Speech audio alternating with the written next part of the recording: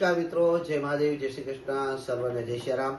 મિત્રો, આપે મારી અનેક કથાઓ જોઈ છે, જેમની અંદર શ્રીમદ ભાગવત કથા, શ્રી રામ કથા, શિવ પુરાણ કથા, દેવી ભાગવત કથા અને વિષ્ણુ પુરાણ અને હનુમાન કથા અને શનિ કથાઓ તો આપે મારી જોઈ છે. પરંતુ આ વર્ષે હું પ્રથમ વખત, આમ તો ગુજરાતમાં બીજો એવો વ્યક્તિ હું છું કે જે 18 પુરાણનું અધ્યયન 18 દિવસ સુધી કરવા જઈ રહ્યા છે. મારી પેલા મારા જ ગુરુભાઈ ડોક્ટર મહાદેવ મહેતાએ કોડીનારની અંદર અષ્ટદશ પુરાણનું અધ્યયન કરેલું છે અને એ જ પ્રમાણે હું પણ અષ્ટદશ પુરાણનું અધ્યયન કરવા જઈ રહ્યો છું, જેમની તારીખ છે 25/8/2026 થી લઈ અને 11/9/2026 સુધી છે. અને અમારું ખૂબ જ વિશાળ મંદિર એટલે રામદેવજી મહારાજના મંદિરના સાનિધ્યની અંદર તારીખ 25 થી લઈ અને 11/9 સુધી આયોજન કરેલું છે, જેમાં કથાનો સમય બપોરે 2:30 થી લઈ અને 35 સુધીનો છે.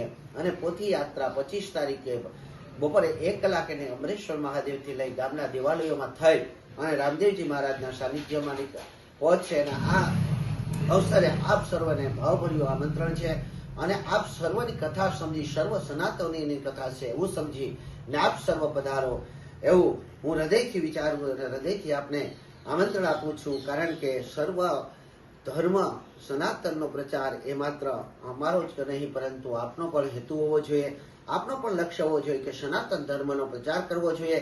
અત્યારે જે યુગની અંદર આપણે જીવીએ છીએ ત્યાં માત્ર શ્રીમદ ભાગવત કથા અથવા તો શિવ પુરાણ અથવા તો રામકથા વિશે જ આપણે જાણીએ છીએ.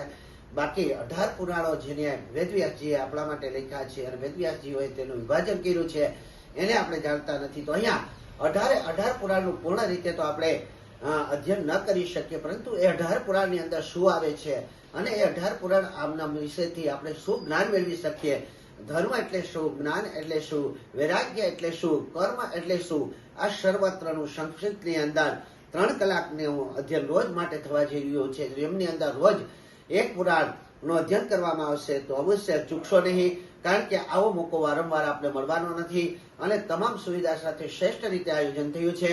આથી કરી આપ સર્વને ફરીથી વિનંતી કરું છું કે આપ આપના પરિવાર સાથે આ કથાની અંદર પહોંચજો. પોરબંદર સોમનાથ હાઈવે ઉપર અને ખૂબ જ મોટું વિશાળ મંદિર એટલે જમનાવર દાદાના મંદિરની સાથે રામદેવજી મહારાજનું મંદિર, મોરહી, તાલુકો માંગરોળ, જિલ્લો જુનાગઢ. આપ સર્વને સમસ્ત રહીત ગામ હાર્દિક આમંત્રણ આપે છે. જય મહાદેવ, જય શ્રી કૃષ્ણ, જય શ્રી રામ.